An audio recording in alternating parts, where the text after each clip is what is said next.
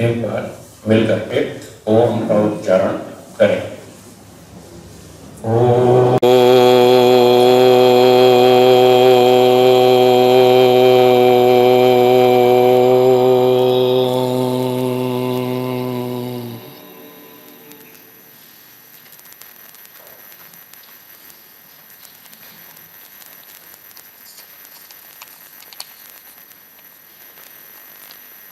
कल की शंकाओं में एक शंका बच गई थी, पहले उसका उत्तर देता हूँ। कल की शंका थी, स्वामी जी 4 प्रकार के दुखों के बारे में बताने की कृपा करें।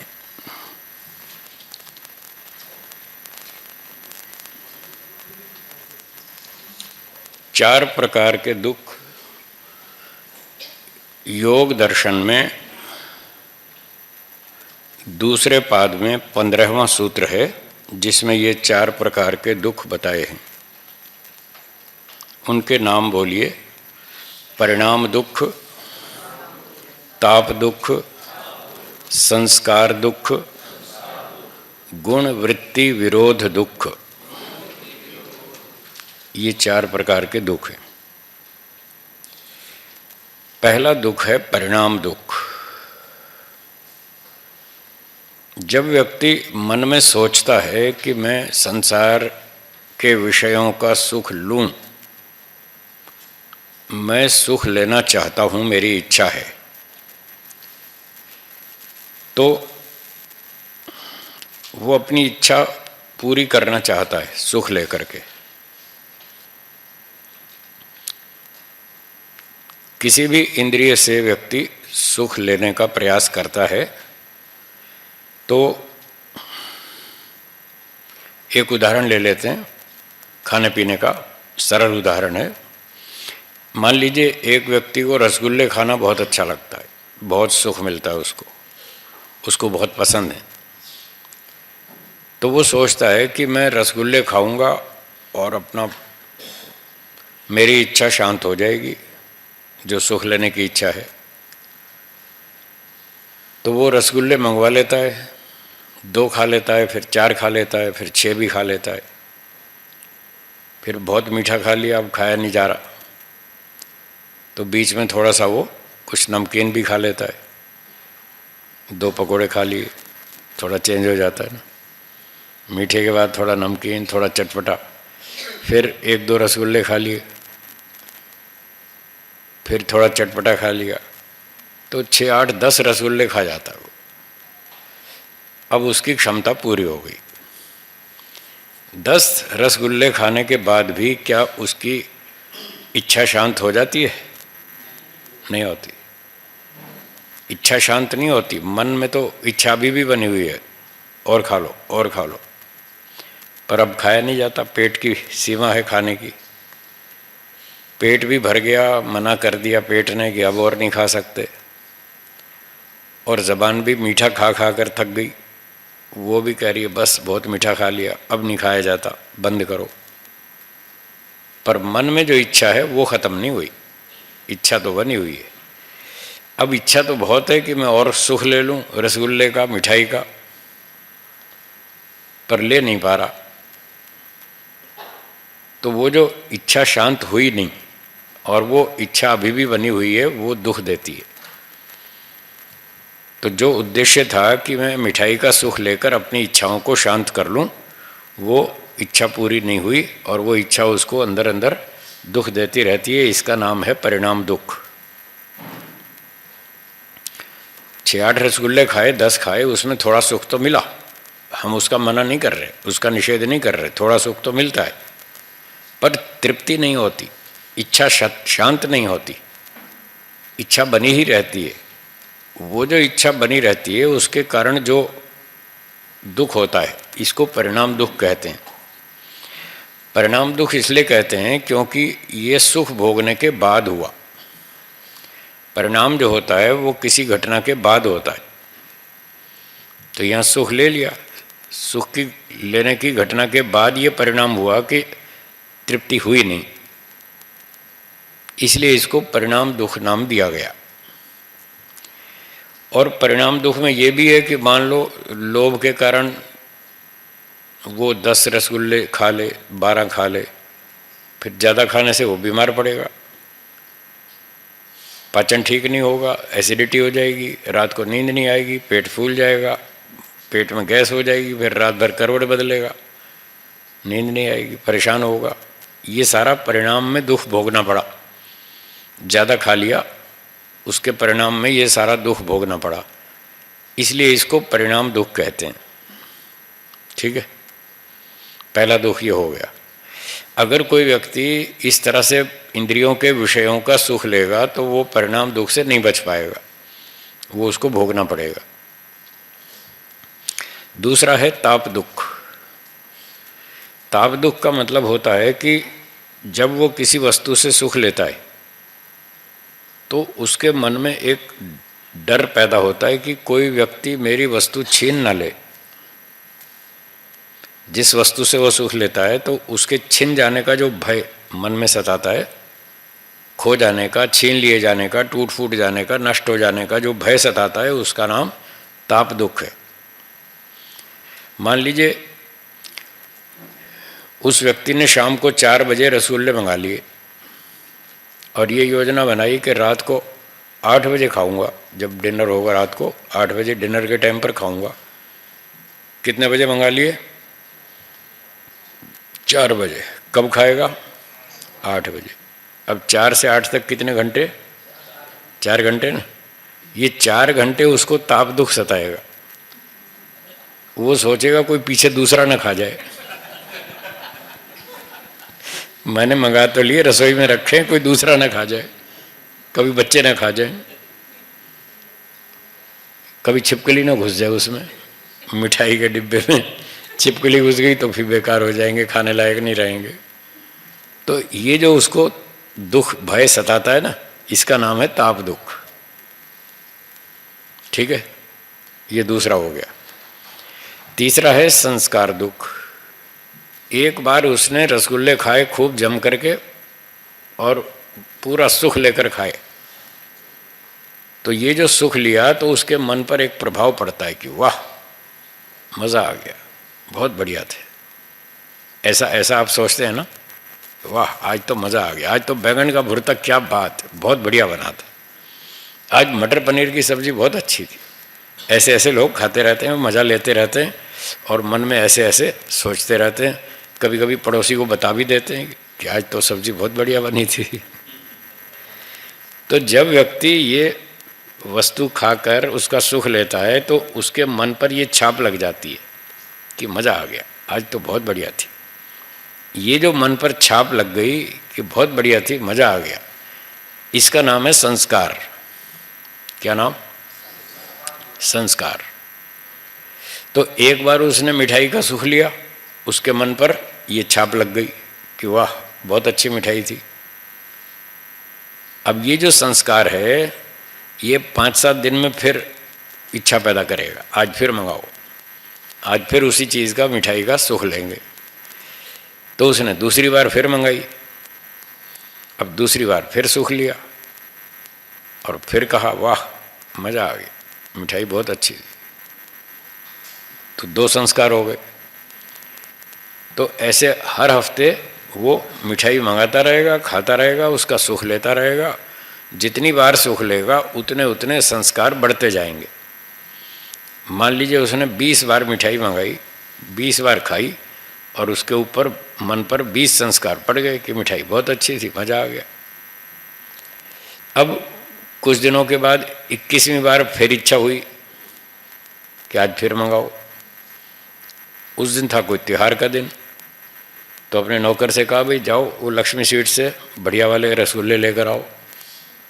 तो नौकर गया लेने, दुकान पर पूछा तो दुकानदार ने कहा आज तो माल ख़त्म हो गया, आप देर से आए, त्यौहार का दिन है, सब माल बिक गया, आप देर से आए, अब नहीं है मेरे पास। तो उसने सेठ जी को फ़ोन किया, सेठ जी दुकान पे तो कह रहे हैं माल ख़त्म हो गया, अब क्या करूं? तो सेठ जी ने कहा 4 दुकान और आगे एक अग्रवाल स्वीट्स है, उससे लेकर आओ, वो भी अच्छी बनाता है। तो वो दूसरी दुकान पर गया, अब दूसरी दुकान पर गया, वहाँ भी माल बिक गया, वहाँ भी ख़त्म, कुछ नहीं बचा। बोला दूसरी पे भी नहीं है। फिर तीसरी देखो, चौथी देखो, कहीं से भी लाओ, पैसे डबल खर्च करो, पैसे की चिंता नहीं है, रसगुल्ले मिलने चाहिए हर हालत में, लेकर आओ जहाँ से भी, आज बड़ा मूड है खाने का। तो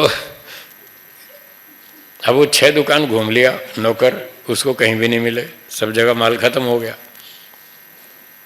फिर फ़ोन किया, सेठ जी 6 दुकान तो घूम लिया, अभी कहीं भी नहीं मिल रहे, क्या करूं? तो भाई ठीक है, वापस आ जाओ, और क्या करोगे जब है ही नहीं तो। उसका बहुत मूड था खाने को, सुख लेने का बड़ा मूड था, 6 दुकान घूम लिया फिर भी कहीं माल नहीं मिला। अब बोलिए उसको सुख होगा या दुख होगा? दुख होगा ना। इसका नाम संस्कार दुख है। अब जो 20 संस्कार उसने डाल लिए थे पहले, 20 बार सुख लिया, उसके जो 20 संस्कार हो गए, अब वो संस्कार उसको दुख दे रहे, इसलिए इसका नाम है संस्कार दुख। जब वस्तु नहीं मिलती फिर वो पिछले वाले संस्कार दुख देते। आपने देखा होगा ट्रेन में लोग बैठते हैं, चाय वाले को वेट करते रहे, भाई चाय वाला कब आएगा, चाय वाला। 3-3 घंटे तक चाय वाला नहीं आता, वो बेचारे बहुत ऊंचे नीचे हो जाते हैं कि चाय वाला नहीं आया है, चाय चाहिए और चाय वाला नहीं आया। 3 घंटे बाद एक चाय वाला आया, उसने कहा चाय चाय, बढ़िया अदरक वाली चाय, घर जैसी चाय। कई तो ऐसे होते हैं चाय वाले, सब चाय पसंद नहीं आए तो पैसे वापिस, ऐसे भी बोलते हैं। चाय पसंद नहीं आए तो पैसे वापिस। तो उसने कहा हाँ भाई चाय देना। अब चाय ली, एक तो 3 घंटे बाद मिली, और फिर पी तो फिर घर जैसी थोड़ी होती है, ट्रेन में तो फिर वैसी जैसी तैसी होती है, हैं? बहुत घटिया चाय होती है। अब तो सुना है नकली भी होती है, नकली दूध की भी चाय बनाते हैं। खैर, तो मतलब चाय उसको अच्छी नहीं मिली, एक तो बहुत देर से मिली और अच्छी क्वालिटी की नहीं मिली। अब उसको सुख होगा या दुख होगा? बस यही संस्कार दुख है। वस्तु देर से मिलती है, समय पर नहीं मिलती, अच्छी क्वालिटी की नहीं मिलती, और कई बार बिल्कुल ही नहीं मिलती, तो तब जो है वो संस्कार उसको दुख देते हैं। ये तीसरा दुख है, संस्कार दुख। ठीक है। जो व्यक्ति इन विषयों में सुख लेगा उसे ये 3 दुख नहीं छोड़ेंगे। उसे परिणाम दुख भोगना पड़ेगा, ताप दुख भोगना पड़ेगा, संस्कार दुख भी भोगना पड़ेगा। वो इन दुखों से नहीं बच पाएगा।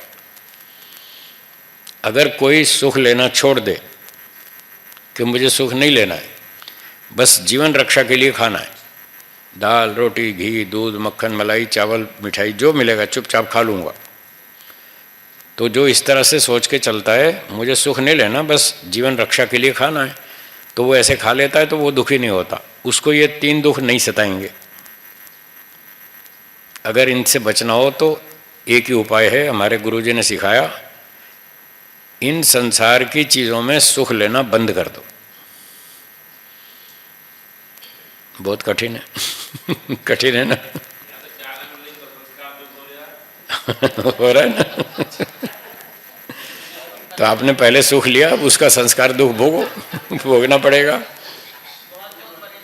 परेशान है ना, चाय नहीं मिल रही, हाँ वो संस्कार दुख है। ये तो चाय का तो मैंने एक उदाहरण दिया, ऐसे तो और 20 चीजें हैं। तो इस प्रकार से जब वो वस्तुएं नहीं मिलती तो फिर व्यक्ति दुखी होता है। और अगर व्यक्ति सुख न ले और बस अपना टाइम पास करना है, जीवन रक्षा करनी है, जैसा मिल जाएगा खा लेंगे, जो मिल जाएगा खा लेंगे, जब मिल जाएगा खा लेंगे, ऐसा मान के चले तो कोई समस्या नहीं, कोई दुख नहीं। तो ये 3 दुख हो गए। चौथा है गुण वृत्ति विरोध दुख। इन 3 दुखों से तो आप बच भी सकते हैं अगर सुख लेना छोड़ दें। Conditions applied. अगर सुख लेना छोड़ दें तो 3 दुखों से तो आप बच जाएंगे, चौथे से नहीं बच पाएंगे, उससे नहीं बच सकते। वो है गुण वृत्ति विरोध दुख। गुण का मतलब सत्व रज और तम, इन तीनों को गुण कहते हैं। सत्वगुण, रजोगुण, तमोगुण, ये शब्द आपने पहले सुन रखे हैं, ठीक है ना। वैसे हैं ये द्रव्य, मटेरियल्स हैं, ये पार्टिकल्स हैं, छोटे छोटे कण हैं। इनको कहीं कहीं गुण के नाम से बोल देते हैं, बस है वो पार्टिकल, तो सत्व, रज और तम, ये जो तीन गुण हैं, यहाँ सूत्र में जो गुण वृत्ति विरोध शब्द है, इसमें गुण शब्द का अर्थ है सत्व, रज और तम। अब अगला शब्द है वृत्ति। वृत्ति का अर्थ है स्वभाव। क्या अर्थ है? स्वभाव। तो गुण वृत्ति का अर्थ हुआ गुणों का स्वभाव। ठीक है। और विरोध, विरोध का अर्थ है टकराव। गुण वृत्ति विरोध, गुणों के स्वभाव में टकराव। इस टकराव के कारण जो दुख होता है उसका नाम गुण वृत्ति विरोध दुख है। तीनों के स्वभाव में क्या टकराव है? सत्वगुण अच्छा है, वो सुख देता है, अच्छे विचार पैदा करता है, सेवा करो, दान दो, परोपकार करो, प्राणियों की रक्षा करो, गरीबों की मदद करो, रोगियों की सहायता करो। मैं इस प्रकार से वो अच्छे अच्छे विचार उत्पन्न करता है। ईमानदारी से जियो, न्याय से काम करो। ये सारी प्रेरणा कौन देता है? सत्वगुण। दूसरा है रजोगुण, वो स्वार्थी बनाता है। ये टकराव है दोनों में, वो दुख देता है। सत्वगुण सुख देता है, रजोगुण दुख देता है। सत्वगुण कहता है परोपकारी बनो, रजोगुण कहता है स्वार्थी बनो। ये दोनों में टक्कर है। अब इस टकराव के कारण व्यक्ति कंफ्यूज हो जाता है। सत्वगुण कहता है ईमानदारी से जियो, रजोगुण कहता है हेरा फेरी करो। हमने ठेका लिया सारी ईमानदारी का, और बहुत लोग हैं वो कर लेंगे, थोड़ा हम घोटाला कर लेंगे, क्या फर्क पड़ता है। ये रजोगुण ऐसी प्रेरणा देता है। तो इनके टकराव के कारण दुख होता है, व्यक्ति कंफ्यूज हो जाता है, परेशान हो जाता है। कैसे होता है? एक उदाहरण, एक व्यक्ति ऑफिस में जाता है, ऑफिस टाइम सुबह 10 बजे का है, तो वहाँ जाकर हाजिरी लगानी पड़ती है, टाइम भी लिखना पड़ता है, कितने बजे रिपोर्टिंग, कितने बजे पहुँचे थे, वो टाइम लिखना पड़ता है। अब एक दिन वो पहुँचा 10:30 बजे, वैसे 10 बजे का टाइम है, रोज़ 10 बजे जाता है। एक दिन लेट हो गया, आधा घंटा, 10:30 बजे पहुँचा। तो जब साइन करने लगा, साइन तो कर दिए, फिर जब टाइम लिखने का नंबर आया तो वो सोचने लगा 10 लिखूँ या 10:30, क्या लिखूँ। एक विचार आया 10 लिख दो, कोई बात नहीं, चलेगा। फिर दूसरा विचार आया, नहीं नहीं 10:30 लिखो, तुम लेट आए हो तो जितना लेट आए हो उतना लेट लिखो, झूठ क्यों लिखते हो, ठीक ठीक लिखो। तो ये विचार किसने दिया कि ठीक ठीक लिखो? सत्वगुण ने। रजोगुण ने कहा और भी तो लेट आते रहते हैं, वो कौन सा ठीक ठीक लिखते हैं, वो भी तो ऐसे ही लिखते हैं, हम भी लिख देते हैं, क्या फ़र्क पड़ता है। अब बायोमेट्रिक तो अब लगा ना, पहले बायोमेट्रिक नहीं था तब साइन मारने पड़ते थे और टाइम लिखना पड़ता था। अब बायोमेट्रिक आ गया तो अब तो फंस गए अब गड़बड़ नहीं कर सकते। तो बायोमेट्रिक से पहले जब टाइम लिखते थे तब की बात समझ लीजिए, तब का एग्जाम्पल है। तो जहाँ हाथ से मैनुअली लिखना पड़ता है तो एक विचार आता है कि 10 बजे लिखो, एक कहता है 10:30 लिखो। अब वो बेचारा कंफ्यूज हो जाता है, क्या करूँ, 10 लिखूँ या 10:30 लिखूँ, क्या लिखूँ। बस वो अंदर लड़ाई चलती रहती है विचारों की, और वो बस मायूस हो जाता है, परेशान हो जाता है, दुखी हो जाता है। इस संशय में वो बेचैन हो जाता है, अशांत हो जाता है। इसका नाम है गुण वृत्ति विरोध दुख। कितने लोग बस में, ट्रेन में जाते हैं, वो सोचते हैं टिकट लूँ या नहीं लूँ, लूँ या नहीं लूँ ये गुण वृत्ति विरोध दुख है। सत्वगुण कहता टिकट लो, रजोगुण कहता चलेगा कोई बात नहीं, एक दिन तो चलेगा। अच्छा, बहुत से लोग स्टेशन पे जाते हैं, प्लेटफॉर्म पर किसी को रिसीव करने जाते हैं, फिर सोचते हैं 10 मिनट की तो बात है, प्लेटफॉर्म टिकट लेने की क्या ज़रूरत है। फिर एक विचार आता है, नहीं नहीं कानून तो कानून है, वो तो कहता है जब आप प्लेटफॉर्म पर आए हो तो टिकट लेना चाहिए, 5-10 रुपये की तो बात है। तो एक विचार कहता है प्लेटफॉर्म टिकट ले लो, दूसरा विचार कहता है मत लो। आप देखेंगे सारे दिन चलता है ये लड़ाई आपके मन में, ये सारा दिन लड़ाई चलेगी, सच बोलूं या झूठ बोलूं, ईमानदारी से काम करूं या घोटाला करूं। थोड़ा तो चलता है, थोड़ा तो सभी करते हैं, थोड़ा तो मैं भी कर लेता हूं, किसी को क्या पता चलेगा। तो ऐसे विचारों की लड़ाई अंदर अंदर चलती है और व्यक्ति इससे परेशान होता रहता है। ये सारा गुण वृत्ति विरोध दुख है। अब व्यक्ति सुबह उठता है 4-5 बजे, सारी दिनचर्या करता है, खूब दिन भर काम करता है, रात को थक जाता है। अब जब थक जाता है तो वो दिन भर तो अच्छा रहता है, मन बुद्धि पे कंट्रोल रखता है, अच्छी तरह से राग द्वेष को रोके रखता है, खूब प्रसन्न रहता है, मस्त रहता है। पर ये सब करते करते रात तक वो थक जाता है। अब तमोगुण बढ़ता है, रात को तमोगुण बढ़ता है और कहता भाई सो जाओ, बहुत मेहनत कर ली, अब थोड़ा आराम कर लो। पर जो योगाभ्यासी होता है वो जब तक जागता रहता है तब तक उसको बहुत अच्छा आनंद मिलता है। वो वृत्तियों को रोके रखता है, क्लिष्ट अक्लिष्ट वृत्तियां बताई थी ना, वो उनको दबाए रखता है, रोके रखता है और खूब मस्त रहता है, प्रसन्न रहता है, वैराग्य में मस्त रहता है। अब वो चाहता है कि मैं रात को भी न सोऊं। आपके लिए शायद ये आश्चर्य की बात होगी, लोग तो घंटों सोना चाहते हैं और वो कहता मैं सोऊं ही नहीं। ये कैसे हो सकता है?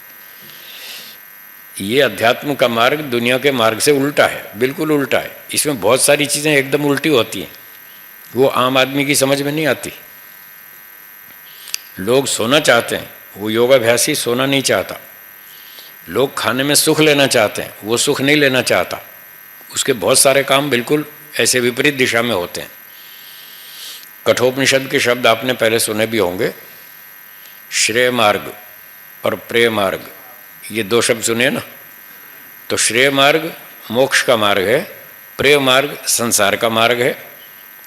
और कठोपनिषद में लिखा है दूरम एते विपरीते विशुचि। ये जो दो रास्ते हैं, श्रेय मार्ग और प्रेय मार्ग, ये दोनों दूर दूर ले जाते हैं। विपरीते, ये उल्टी दिशा में चलते हैं, एक इधर चलता है एक इधर चलता है। अब एक व्यक्ति दो उल्टी दिशाओं में एक साथ चल सकता है क्या? नहीं चल सकता। तो इसलिए कह रहे हैं या तो इधर चलो या इधर चलो। तो ये सारी दिन भर लड़ाई चलती है, व्यक्ति संघर्ष करता है, मेहनत करता है और वो अपने मन को जीते रखता है, विचारों को वृत्तियों को दबा के रखता है, और वो रात तक थक जाता है। अब 10 बजते हैं, फिर उसको नींद आती है, तो तमोगुण उभरता है और वो व्यक्ति को सुला देता है जबरदस्ती, सो जाओ। अब वो सोना नहीं चाहता, फिर भी तमोगुण उसको जबरदस्ती सुला देता है। ये गुण वृत्ति विरोध दुख है। न चाहते हुए भी वो करना पड़ता है, क्या करें, न चाहते हुए भी भोजन खाना पड़ता है। जिसको तत्वज्ञान हो जाए, जिसको वैराग्य हो जाए, वो भोजन खाना नहीं चाहता, मजबूरन उसको खाना पड़ता है। जैसे आप कार में पेट्रोल डालते हैं, डीजल डालते हैं। कार में जब आप डीजल डालते हैं, पेट्रोल डालते हैं, तो क्या खुशी होती है? खर्चा होता है। खुशी नहीं होती, खर्चा होता है। डालना नहीं चाहते पर क्या करें, मजबूरी है, उसके बिना वो चलती नहीं। तो जैसे कार में पेट्रोल डालना एक मजबूरी है, ऐसे योगी व्यक्ति के लिए भोजन खाना एक मजबूरी है। वो पेट्रोल की तरह खाता है, वो सोचता है मैं खाऊंगा नहीं तो जीऊंगा नहीं, इसलिए जीना ज़रूरी है, तो बस मजबूरन पेट्रोल की तरह खा लेता है भोजन, वो सुख नहीं लेता। तो ये सारी मेहनत करता है, पर फिर रात को वो थक जाता है, फिर उसको सोना पड़ता है। ये गुण वृत्ति विरोध दुख है, जो उसको जीवन, जब तक जीवन है तब तक भोगना पड़ेगा, इससे वो बच नहीं पाता। तो ये हैं 4 दुख। चौथा दुख तो जब तक जीवन है तब तक रहेगा, इससे नहीं बच पाएंगे। जब मोक्ष में जाएंगे तब इससे पीछा छूटेगा। और जो पहले वाले 3 हैं, उससे तो आप पहले भी बच सकते हैं। अगर आप सुख लेना छोड़ दें तो आप 3 दुखों से बच सकते हैं। जो व्यक्ति सुख नहीं लेता, इन खाने पीने में और दूसरी चीज़ों में सुख नहीं लेता, तो वो कैसे सोचता है? वो ऐसे सोचता है कि ठीक है, जीवन रक्षा के लिए भोजन चाहिए, जो मिल जाएगा खा लेंगे, जो भी मिल जाएगा। दाल मिल जाएगी दाल खा लेंगे, सब्जी मिली सब्जी खा लेंगे, और रोटी और गुड़ मिल गया तो रोटी गुड़ खा लेंगे, कभी अचार से खा लेंगे, जो मिल जाएगा वो खा लेंगे, बस पेट भरना है, जीवन रक्षा करनी है, इतनी बात है। तो बहुत साल पहले, करीब 40-42 वर्ष हो गए, तब मैं गुरुजी के पास जब ये बात सीखने आया था, ये योग विद्या सीखने आया, तो उस समय गुरुजी प्रवचन में बोलते थे, मैं मिठाई खाता हूँ पर मैं सुख नहीं लेता। तो मैंने भी सुना गुरुजी कह रहे मैं मिठाई खाता हूँ पर मैं सुख नहीं लेता। मुझे बड़ा आश्चर्य हुआ, ऐसा कैसे हो सकता है। फिर वो कहते थे मैं बादाम खाता हूँ और मैं सुख नहीं लेता, मैं काजू खाता हूँ मैं सुख नहीं लेता, मैं ये चीज़ खाता हूँ और मैं सुख नहीं लेता। मैंने कहा गुरुजी समझ में नहीं आया, मैं समझना चाहता हूँ, आप जो कह रहे हैं मुझे तो समझ नहीं आया कि मिठाई खाते हैं और सुख नहीं लेते, कैसे हो सकता है, मुझे तो अभी जची नहीं बात। तो उन्होंने फिर सिखाया।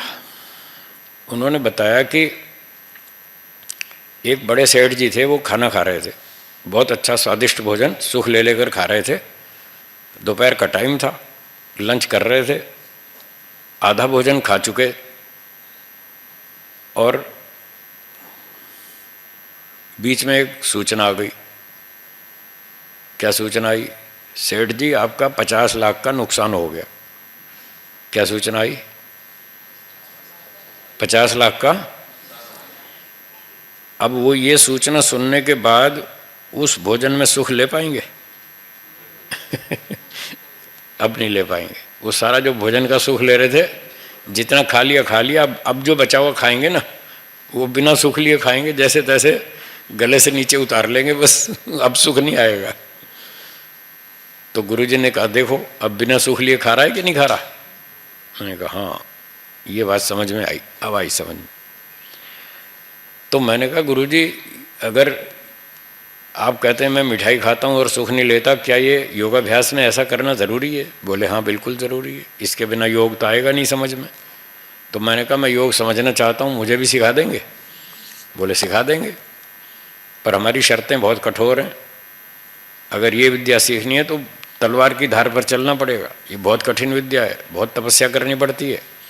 मैंने कहा गुरुजी मैं सीखूँगा। बोले ईमानदारी से? मैंने कहा ईमानदारी से सीखूँगा, ऐसे नाटक ड्रामा नहीं करूँगा, सच में सीखना चाहता हूँ। तो बोले ठीक है। तो उन्होंने हमको 3 फार्मूले बताए इस बात के कि सुख नहीं लेना। पहला फार्मूला ये बताया कि आज से संकल्प करो कि भोजन में फरमाइश नहीं करेंगे। आप भी दोहरा लीजिए, क्या बोला? भोजन में फरमाइश नहीं करेंगे कि आज हलवा बनाओ, आज पकोड़े बनाओ, आज बरसात का मौसम है, बरसात में लोगों को चाय पकोड़े बहुत पसंद है, अच्छे लगते हैं ना। तो बोले बरसात का हो चाहे कोई भी हो, फरमाइश नहीं करना आज के बाद। हमने कहा ठीक है गुरुजी। तो 40-42 वर्ष हो गए, तब से लेकर आज तक फरमाइश नहीं की, तभी से नियम बना लिया। बस ये नियम बना लिया जो मिल जाएगा खा लेंगे, दाल सब्जी रोटी घी दूध मलाई मक्खन चना जो मिलेगा सब खा लेंगे, चुपचाप खा लेंगे, समय पर मिल जाए बस। सात्विक भोजन हो शाकाहारी भोजन हो, जो मिलेगा चुपचाप खा लेंगे, कभी फरमाइश नहीं की। बहुत घरों में जाते हैं हम, लोग पूछते हैं गुरुजी क्या खाएंगे, हम कहते हैं जो आप खाएंगे वो हम खाएंगे। नहीं आपकी फेवरेट आइटम बताओ। हमने कहा फेवरेट आइटम होए तो बताएं, है ही नहीं कोई। हमने फेवरेट बनाई ही नहीं। अगर फेवरेट बना लेंगे तो फिर वो संस्कार दुख तंग करेगा। फिर जब वो चीज़ नहीं मिलेगी तो फिर दुखी होंगे। फिर आपके पास तो रसोई, आप तो जो मर्जी जब मर्जी बना के खा लेंगे, हमारे पास तो रसोई भी नहीं है, आज यहाँ खाते हैं कल वहाँ खाते हैं, जो मिलेगा चुपचाप खा लेंगे। तो तब से फरमाइश नहीं की आज तक। दूसरा फार्मूला बताया कि जिन जिन जो जो अच्छी स्वादिष्ट वस्तुएं हैं जिनको लोग शौक से खाते हैं, आप भी खाते होंगे, तो गुरुजी ने कहा कि उन चीज़ों को कुछ कुछ समय के लिए खाना छोड़ दो, 15 दिन के लिए बंद कर दो। 15 दिन मिठाई नहीं खाएंगे, 1 महीना चीनी नहीं खाएंगे, 1 महीना घी नहीं खाएंगे, 1 महीना दूध नहीं पिएंगे, इस तरह के प्रयोग करो। तो हमने कहा ठीक है गुरुजी। फिर वो शुरू कर दिए। एक बार 2 महीने मिठाई का संकल्प ले लिया, 2 महीने मिठाई और चीनी नहीं खाएंगे। मीठे की आवश्यकता होती है शरीर में, तो गुड़ खा लेंगे, गुड़ की शक्कर खा लेंगे, पर चीनी नहीं खाएंगे और चीनी से बनी कोई मिठाई नहीं खाएंगे। 2 महीने का संकल्प किया। 2 महीना बढ़िया चला, हमें तो बहुत उत्साह मिला, बहुत कॉन्फिडेंस आ गया कि हाँ गुरुजी ने सही बताया था। और हमने अपना परीक्षण भी कर लिया कि मिठाई के बिना अच्छी तरह जी सकते हैं, कोई चिंता नहीं, कोई टेंशन नहीं, कोई दुख नहीं, कोई परेशानी नहीं, कोई अशांति नहीं, कोई समस्या नहीं। तो हमें इतना अच्छा उत्साह मिला, हमने उसका 1 महीना संकल्प और बढ़ा दिया। हमने कहा अब 3 महीने तक करेंगे इसको आगे पूरा, 3 मास तक मिठाई नहीं खाएंगे। 3 मास पूरा हो गया तो और उत्साह बढ़ गया, हमने 1 मास और बढ़ा दिया। बढ़ाते गए 8 महीने तक मिठाई नहीं खाई, चीनी नहीं खाई और मिठाई नहीं खाई। 8 महीना बीत गया और लोग जहाँ भी जाएं कहें, लोग गुरुजी मिठाई खाओ। हमने कहा नहीं खाते। बोले क्यों नहीं खाते? हमने कहा हम तपस्या कर रहे हैं, हमको गुरुजी ने सिखाया है तपस्या करो। हम अपनी तपस्या कर रहे हैं, हम योगाभ्यास कर रहे हैं। फिर 8 महीने बाद ज़बरदस्ती लोगों ने मिठाई खिलाई। बोले गुरुजी बहुत तपस्या हो गई, अब शुरू करो, बहुत हो गई। तो फिर ऐसे ऐसे हमने फिर शुरू की। तो ये दूसरा प्रयोग था। कभी दूध बंद कर दिया, 1 महीने तक दूध नहीं पिएंगे, सुबह भी नहीं, शाम को भी नहीं। और अपना परीक्षण करेंगे, देखेंगे कष्ट होता है या नहीं होता है, क्या बिना दूध के परेशानी है या अच्छी तरह आराम से जी रहे हैं। तो 1 महीने के लिए दूध बंद कर दिया, 1 महीने के लिए घी बंद कर दिया, ऐसे कई प्रयोग किए तो बहुत अच्छा लाभ हुआ। उससे कॉन्फिडेंस आया कि हम बिना सुख लिए जी सकते हैं, हम किसी चीज़ के बिना आराम से जी सकते हैं, कोई समस्या नहीं। तीसरा फार्मूला ये बताया कि जो ये सुख लिया जाता है, ये सुख लिया जाता है मन से, इंद्रियों से नहीं। इंद्रियों से तो रूप रस गंध शब्द स्पर्श 5 विषयों का ग्रहण होता है। इंद्रियों से तो विषयों का ग्रहण होता है। अब उसमें सुख लेना या न लेना ये तो मन का विषय है। अब देखिए, आपको शलगम पसंद है पर आपका बेटा नहीं खाएगा, 10 साल का बच्चा शलगम नहीं खाएगा, गाजर नहीं खाएगा, हैं, घिया नहीं खाएगा, दूधी, उसको वो पसंद नहीं है, आपको बहुत पसंद है। वही तो चीज़ है, एक ही वस्तु है, एक को पसंद है दूसरे को नहीं है, एक को सुख दे रही है दूसरे को नहीं दे रही, जबकि वस्तु वही है। इसका मतलब क्या हुआ? एक व्यक्ति मन से उस वस्तु को खाने के लिए तैयार है, वो मानसिक रूप से तैयार है, उसको वो चीज़ अच्छी लगती है, उसको सुख देती है। और बेटा जो है वो शलगम खाने को तैयार नहीं है, टिंडे खाने को तैयार नहीं है। लो, एक टिंडे की बात याद आ गई, सुना दूँ। हमारे बचपन की बात है। हमारे साथ एक विद्यार्थी पढ़ता था। टिंडे वाली 2 घटनाएं, एक मेरी भी है और एक उसकी भी है। पहले उसकी सुनाता हूँ फिर अपनी सुनाऊंगा। तो जो मेरा मित्र था वो टिंडे नहीं खाता था, उसको टिंडे पसंद नहीं थे और आलू शौक से खाता था। एक दिन उसकी माँ ने टिंडे की सब्जी बनाई। अब दोपहर में स्कूल से छुट्टी हुई, वो घर गया, कहने लगा मम्मी खाना दे दो। माँ ने कहा मैं ज़रा काम कर रही हूँ, रसोई में रखा है, खा लो। तो वो रसोई में गया, उसने सब्जी निकाली, रोटी निकाली, खा गया खुश होकर के। जब खा पी के माँ के पास आया तो माँ ने पूछा बेटा खाना खा लिया? बोले हाँ माँ खा लिया। तो क्या खाया? बोले रोटी और सब्जी। बोले कौन सी सब्जी खाई? बोले आलू की। बोले आलू नहीं, मैंने तो टिंडे बनाए थे। टिंडे बनाए थे? मैंने टिंडे कहाँ खाए, मैंने तो आलू खाए। अब बताइए, वो टिंडे को आलू समझ के तो खा सकता है पर टिंडा समझ के नहीं खा सकता। अब बताओ खराबी टिंडे में है कि खोपड़ी में? खराबी तो यहाँ पर है। वही चीज़ है, उसी चीज़ को व्यक्ति टिंडे के नाम से नहीं खा रहा और आलू के नाम से खा रहा है खुश होकर के। इसका मतलब विचार की बात है। तो जब एक व्यक्ति किसी वस्तु में ये विचार बना लेता है ये तो बहुत अच्छी है, तो वो उसका सुख ले लेगा। और मन में ये विचार बना ले नहीं ये तो बेकार है, तो वही चीज़ उसको खराब लगती है, उसका वो नहीं खाता ढंग से। तो गुरुजी ने सिखाया कि ये सुख दुख जो है ये मन का विषय है। जब आप भोजन खाते हैं और जैसे अभी मैंने बताया था कि मिठाई खाई, रसगुल्ले खाए, तो उसके बाद आप मन में ये वाक्य दोहराते हैं। क्या दोहराते हैं? वाह मज़ा आ गया। बोले बस यही खतरा है, ये वाक्य मत बोलना आज के बाद। मैंने कहा ठीक है गुरुजी। बोले जब मन में आप ये दोहराते हैं ना मज़ा आ गया, बस यही है सुख लेना, तो आज के बाद ये नहीं कहना। हमने कहा ठीक है गुरु। फिर क्या करना? बल्कि इसका विरोध करना। कैसे विरोध करना? ये विरोध करना कि मिठाई खानी है पर सुख नहीं लेना। हाँ, आप भी बोलिए, क्या बोला? सुख नहीं लेना। हलवा खाना है, सुख नहीं लेना। खीर खानी है पर सुख नहीं लेना। मिठाई खानी है पर सुख नहीं लेना।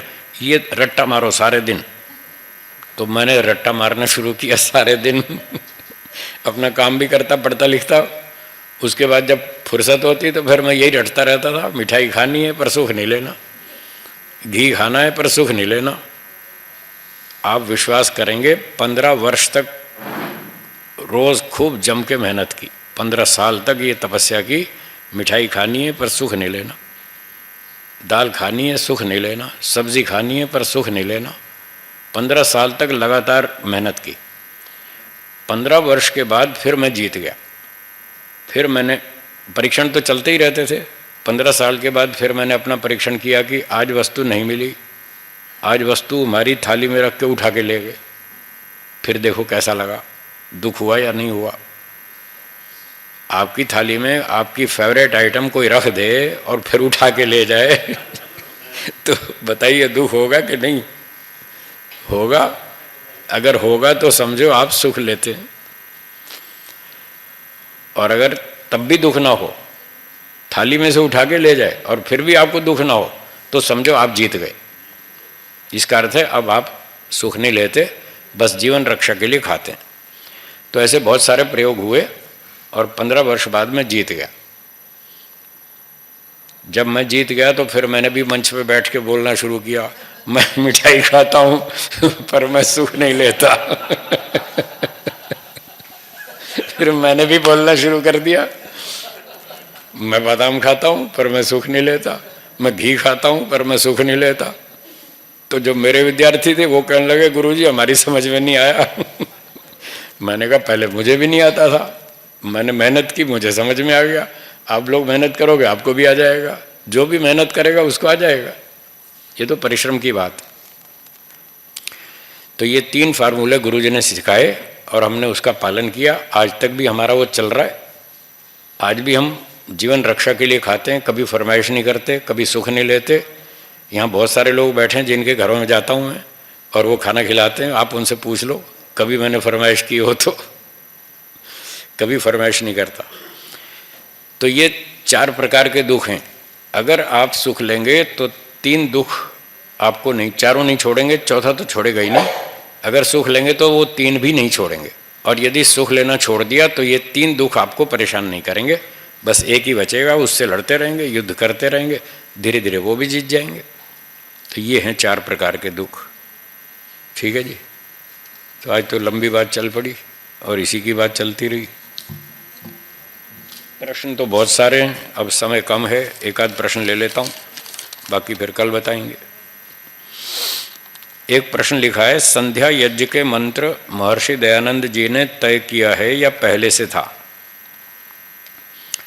तो संध्या तो शुरू से ही चली आ रही है, सृष्टि है, हाँ सृष्टि के आरंभ से चल रही है। तो संध्या यज्ञ तो शुरू से ही चल रही है, पहले भी मंत्र थे, और मंत्र थोड़े बहुत अलग भी हो सकते हैं, ये मंत्र भी हो सकते हैं, कुछ अन्य भी होंगे, वो तो थोड़ा बहुत अंतर हो सकता है।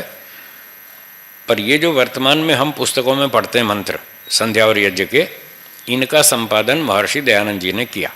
ये उन्होंने पद्धति बनाई। उनसे पहले भी इसी तरह के कुछ मंत्र थे, वो पहले चलते थे, संध्या के भी और यज्ञ के भी। अब लिखा है दूसरा प्रश्न, हमारा अभी का जन्म कोई उच्च परिवार में है, वो पूर्व के एक ही जन्म का फल है या अनेक जन्मों का? इसका उत्तर है कि जो आपका जन्म चल रहा है, ये वर्तमान जन्म, ये अधिकतर आपके पिछले जन्म के कर्मों का फल है। 80% लगभग कर्म केवल एक ही जन्म के हैं जिसका ये फल है, जो आप वर्तमान में इस प्रकार से बैठे हैं इस शरीर में, मुख्य रूप से एक ही जन्म के कर्मों का फल है। और एक प्रश्न लिखा है, शिविर में मौन पालन करने का नियम है, किंतु हम अलग अलग प्रांत से मिले हैं, तो हमारे प्रांत में नियमित रूप से जो वैदिक कक्षा चलती है वो विस्तार से आपस में बातचीत कर सकते हैं क्या? तो इसका उत्तर है कि यहाँ तो आपको मौन का समय बता दिया गया है ना, मौन का नियम है। एक तो कक्षा में बोल सकते हैं, ऐसे ही बताया ना, कक्षा में बात कर सकते हैं टॉपिक पर, या कक्षा के बाद भी कोई अध्यापक आचार्य से कोई बात पूछनी हो तो पूछ सकते हैं, बस इतनी बात है। बाकी तो मौन रहना है। जो आप अलग अलग प्रांत से आए हैं, वहाँ जो आपकी ऑनलाइन कक्षाएं चलती हैं उस पर अभी आप चर्चा ना करें। अभी तो यहाँ के विषयों पर चर्चा करें जो यहाँ आपको पढ़ाए जा रहे हैं, बस इतनी करें, वो भी कक्षा में करें। और अगर इसके अलावा आपको कोई टॉपिक पे किसी से बात करनी हो तो उसके लिए फिर आपको स्वामी वेदपति जी से परमिशन लेनी होगी। शाम को 4 बजे के बाद जो थोड़ा फ्री टाइम होता है ना, 4 से 5:30, उस समय आप बात कर पाएंगे उनसे पूछ करके। उनसे पूछिए कि हम इस टॉपिक पे इतनी देर बात करना चाहते हैं। यदि आपको परमिशन देंगे तो फिर आप बात करेंगे, नहीं तो मौन का पालन करेंगे। आपको तो इतना बोलने की छूट दे दी। दूसरे संप्रदाय वाले तो ताला ही रखते हैं, बोलना ही नहीं, 9 दिन तक बोलना ही नहीं। आपने ऐसे शिविर सुने देखे होंगे। विपश्यना वाले तो 9 दिन तक मुंह पे ताला रखते हैं, बोलने नहीं देते एक शब्द भी। तो हमने आपको तो उससे तो ज़्यादा ही छूट दे दी ना। तो कुछ तो इतना पालन आप भी करें। करना चाहिए या नहीं? करेंगे तो लाभ होगा, नहीं करेंगे तो लाभ कम होगा। जितना अधिक बोलेंगे उतनी बाह्य वृत्ति बनेगी, और जितनी बाह्य वृत्ति बनेगी उतना आपको शिविर का लाभ कम होगा। जितना मौन रहेंगे, कम से कम बात करेंगे, चिंतन मनन करेंगे, जो आप यहाँ पढ़ते हैं उस पर विचार करें। अब जैसे मैंने बताया 4 प्रकार के दुख, तो इस पर विचार करें, चिंतन करें, यही मैटर बहुत है। तो इससे आपको बहुत लाभ होगा। इन्हीं बातों को समझने का प्रयत्न करें, जो बातें यहाँ आपको आजकल शिविर में बताई जा रही हैं, पढ़ाई जा रही हैं। बाकी जब शिविर पूरा हो जाएगा तो फिर आप और बाद में बात कर लीजिएगा, और बहुत इमरजेंसी हो तो फिर परमिशन लेके बात कर सकते हैं, नहीं तो नहीं। प्रश्न मेरे पास हैं आपके, सुरक्षित हैं, बाकी इनका उत्तर कल देंगे। अब हम मंत्र पाठ करेंगे।